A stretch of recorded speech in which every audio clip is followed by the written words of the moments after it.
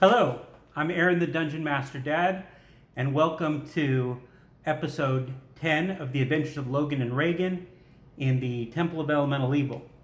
Now, as this is my 10th episode, I want to just say that if there are any new viewers out here, if you found this video looking for information about the Temple of Elemental Evil, as I often did as I was playing it, looking to see what other people did, go ahead and click on my name to go to my channel, and then go to the playlist.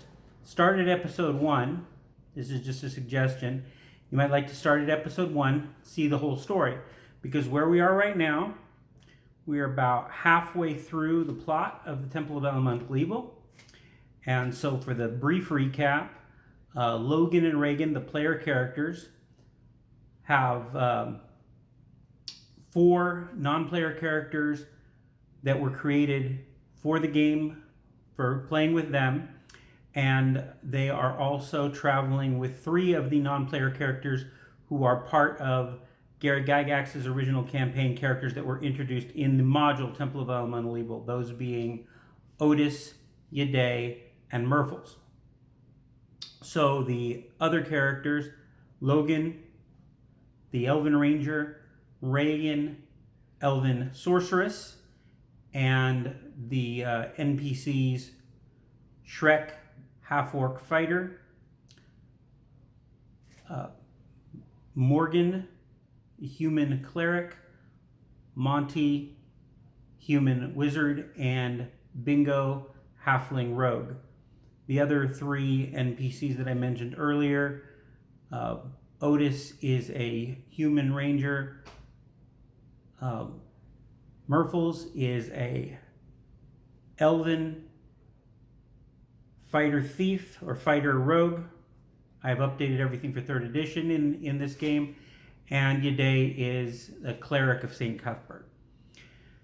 The party has infiltrated the Temple of Elemental Evil and has been working their way through levels 1 and 2, having infiltrated the 4 sub-temples of the elements, the earth, air, fire, and water temples. In our last week's recap, they had destroyed the earth temple, having killed Kelno, the cleric of the earth temple, and, the air temple. They killed Kelno, the cleric of the air temple, and they destroyed the air temple shrine. This week, they're going after the fire temple. So, doing their basic thing that they do in infiltrating the temples, they have the robes, colored robes of all the various temples that they have acquired. And so they put on their water temple robes and go after the fire temple. So they are dressed as disciples of the water temple, and they are attacking the territory of the fire temple. Now, as I mentioned last week, what I do in these battles, rather than have many little battles, I make sure, somewhat more realistically than when we used to play the game in high school, that people or creatures in adjacent rooms hear the battle and come to join in. So we will have bigger battles, but less of them, as new creatures arrive every round. So, in fighting the minions of the Earth Temple, over the course of several rounds, as all of the enemies arrive, the major battle of the minions of the Fire Temple is 7 bugbears, a half-orc fighter cleric who's level 2 in each, a 4th level cleric, a 5th level cleric, and that's Alram, the prefect of the Fire Temple, and a 5th level fighter. So having defeated all of these opponents, the 4 NPCs plus 7 bugbears, our party, winning that battle, proceeds to the Fire Temple Shrine. and they attempt to extinguish the flames in the sacred fire pit. Now, doing this causes the summoning of 4 salamanders. And salamanders are a creature in the monster manual that are creatures of the elemental plane of fire. They're sort of these lizard type creatures, but they're these flaming lizards. And in this case, they're originally seen as tiny little creatures dancing on the flames, and as soon as our characters try to mess with the flames at all, they start to grow. Now what they see is they see 16 of them. In fact, there are only 4, but they each have the effect of a mirror image spell cast on them. So every time they attack and hit, there is a 75% chance that they're actually hitting one of the images and not one of the real salamanders. Now, anytime they hit an image, that image disappears. If they roll the 25% and hit a real salamander, it takes the damage. So since the real salamanders take multiple hits to kill, and the images are automatically killed in one hit, over time, the images are being eliminated. So the chance of hitting a real salamander are increasing as time goes by, till eventually there's only 4 left, and it's the real ones, some of them being damaged. And ultimately, the party eventually defeats them as well. So the fight was a tough and interesting fight, but not too tough. So once the salamanders have been destroyed, now the party has to try to figure out a way to extinguish the sacred fire, sacred or profane, if you want to use that that verbiage, sacred versus profane. So it's sacred to the members of the fire temple, but the fire temple is evil. So they try some holy water. And when they pour holy water on the fire, it does extinguish a small section of the fire, but within a couple of minutes, the fire spreads back to it. So it's clear that they could extinguish the fire pit with holy water if they had enough of it, but they would need gallons and gallons. So Yade, the cleric of St. Cuthbert, uses a combination of 2 spells, Create Water and Bless Water, and she had both of these spells memorized, to basically create a font of holy water that they use to completely extinguish the fire. And once the coals in the fire pit are completely put out, they dig them out of there so they can't reignite, and essentially the fire temple is now dead. But the bottom of the fire pit, there is a locked iron box. So they pull that out of the fire pit and they open it. Bingo, the halfling, opens it up. Having checked for traps, he unlocks it.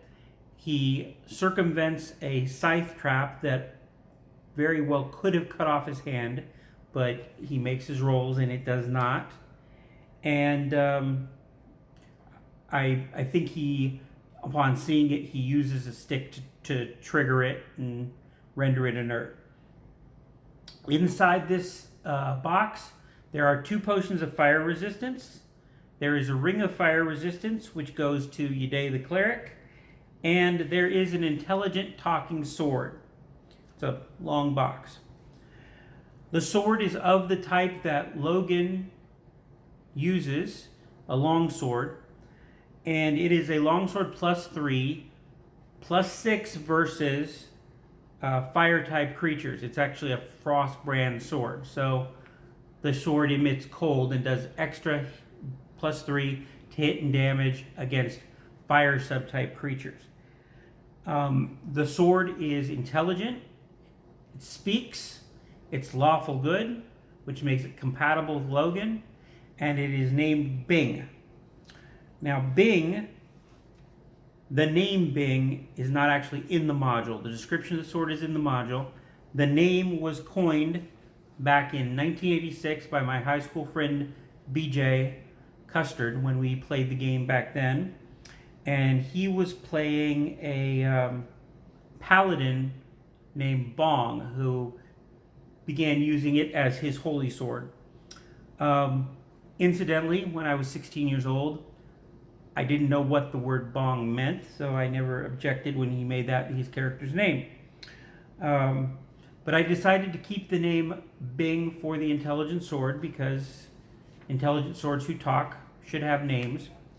And I did that a little bit in homage to BJ, my old friend. Now, a couple of the special properties of the sword, in addition to it being a +3 sword with an extra +3 against fire-type creatures, the sword speaks common, speaks fire giant, red dragon, and salamander. Now, in 3rd edition D&D, fire giant is not a language, giant is a language. And red dragon is not an individual language, draconic is a language. So in translation to 3rd edition, from a point of view of what you can communicate with by using this sword, it became, in a way, much more useful. You could say that maybe fire giants and red dragons have particular accents that the sword is particularly good at emulating. But so we have a sword that can speak giantish, draconic, and salamander. And as a matter of fact, I think in 3rd edition, salamanders probably speak draconic. In addition, the other powers of the sword are the ability to detect evil, detect magic, detect shifting walls and rooms, which is very useful because it is able to detect most types of secret doors. And it has the extraordinary power of levitation. So, with the destruction of the fire temple, a special new sword for Logan, there are only 2 of the elemental sub-temples left. So next they'll be going after the water temple. Once they've destroyed the water temple, they will be going back to the head of the earth temple, their patron, so to speak, to say what a good job they've done making their temple be the best by destroying all the others. And the head of the earth temple, not knowing what their real purpose there is going to help them to infiltrate the greater temple, the masterminds behind the entire plot of the Temple of Elemental Evil. But that is for a later time. Next time, Water Temple. And until then, remember, don't kill your kids' characters. That's what the NPCs are for.